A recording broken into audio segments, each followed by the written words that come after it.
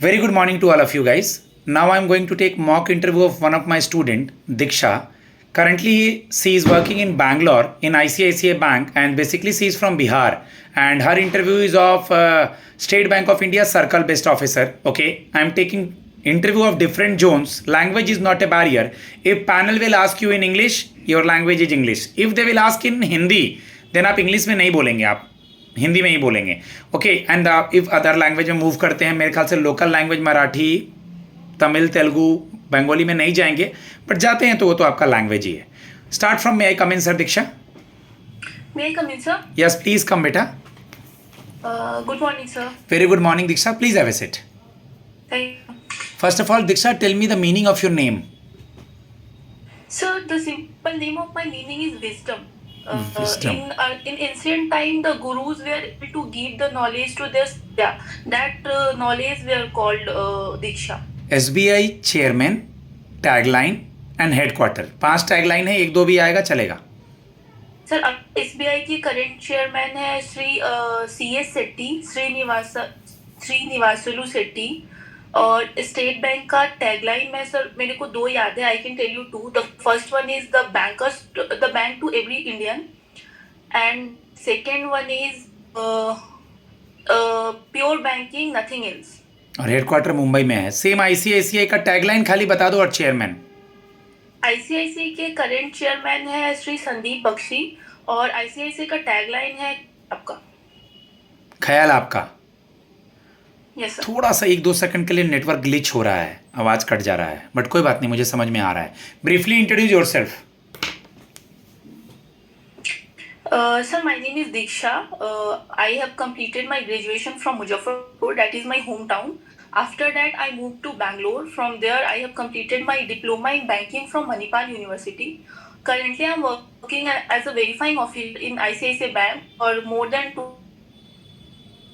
I am handling day-to-day information that is coming in the branch, like financial and non-financial. In financial, if I will expand, then I am handling check clearing, any RTGS, DD, and related to that. In non-financial, we are handling service requests that we are getting from the customer, like change in mobile number, change in email ID, disease claim, NRI to RI conversion. Okay. I am going to ask question from the same whichever you have said. Okay, you told that you have did the branch operations also. Ever you deal with the loan पे बैठे हो आप? Yes sir, we are handling operational work related to loan, like we are doing part payment, we are doing loan closure. If someone wants to change the mobile number and all in the loans, that also we are doing. Okay, what is SMA 0, SMA 1, SMA 2? Sir, SME 0, 1 and 2 is briefly the categorization of the loan that has become NPA.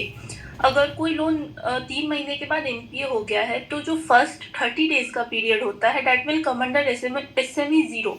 I'm so sorry, SMA 0. अगला 30 to 60 days का period will be called SMA 1. और 60 above, 60 and 90 के बीच का period कहा जाएगा SMA 2. सब standard और doubtful asset में क्या डिफरेंस है? सब स्टैंडर्ड एसेट सर कोई भी एसेट जो NPA रहती है टिल 12 मंथ तक, दैट इज कॉल्ड सब स्टैंडर्ड एसेट, और आफ्टर 12 मंथ वही एसेट डाउटफुल एसेट में कन्वर्ट हो जाती है. CGT MSC सुना है? यस सर, सुना है. Sir, CGT MSC is credit guarantee funds for small and medium enterprises. ये 2002 में आया था. इसके तहत विदाउट कोई कोलेट्रल किसी भी फर्म को लोन की फैसिलिटीज मिलती है. वहाँ पे अल्टीमेटली गवर्नमेंट गारंटर बनती है. अभी उसका मैक्सिमम लिमिट 10 करोड़ है, इंक्रीज होकर. लोक अदालत सुना है क्या बैंकिंग इंडस्ट्री में बेटा? यस सर, लोक अदालत सुना है. क्या होता है?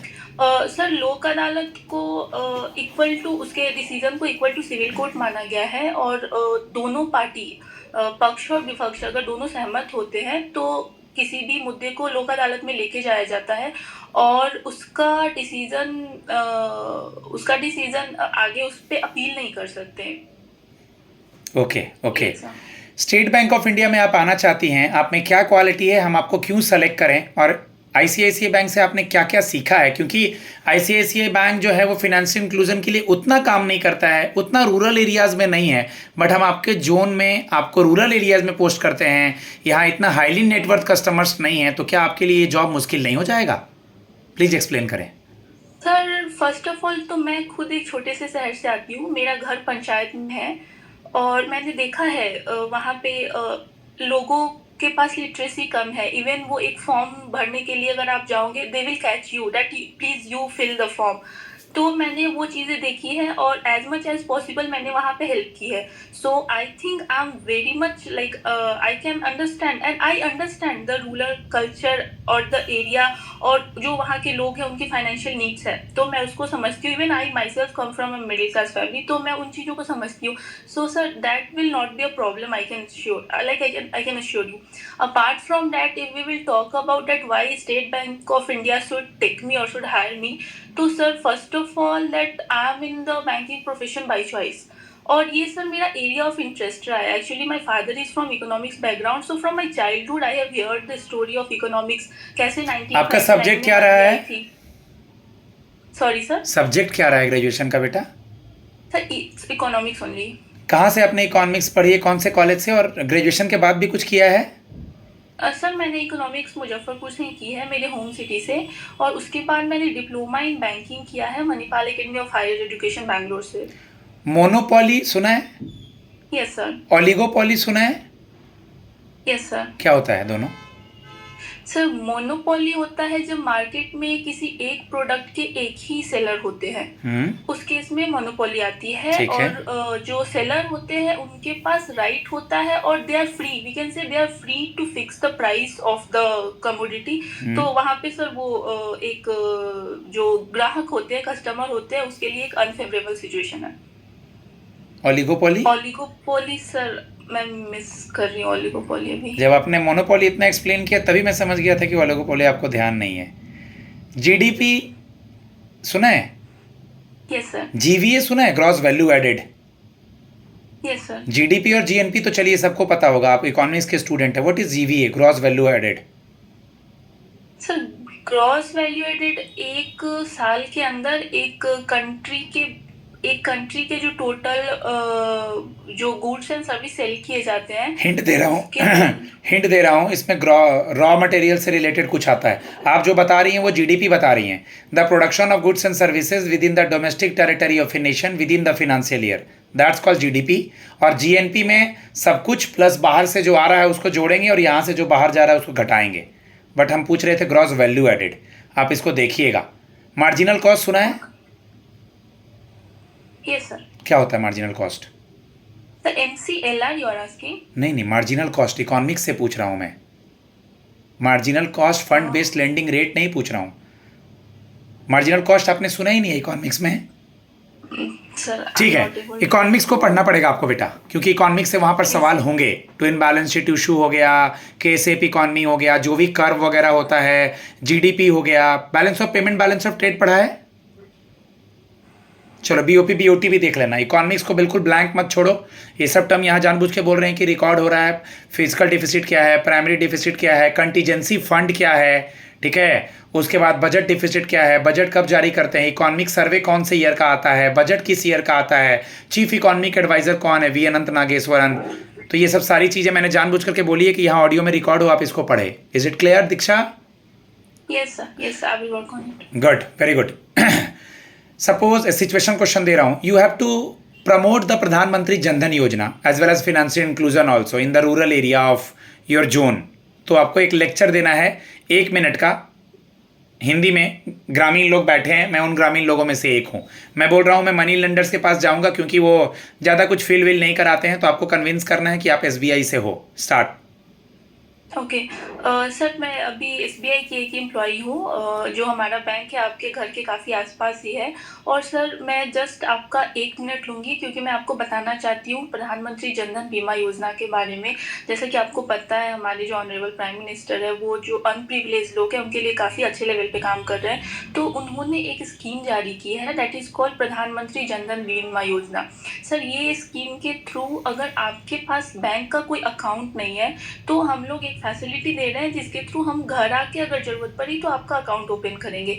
और अभी क्या है ना सर कि you are going and you are taking the money from sorry sir I am using English. No आप इशू, अभी नो पैसे इशू।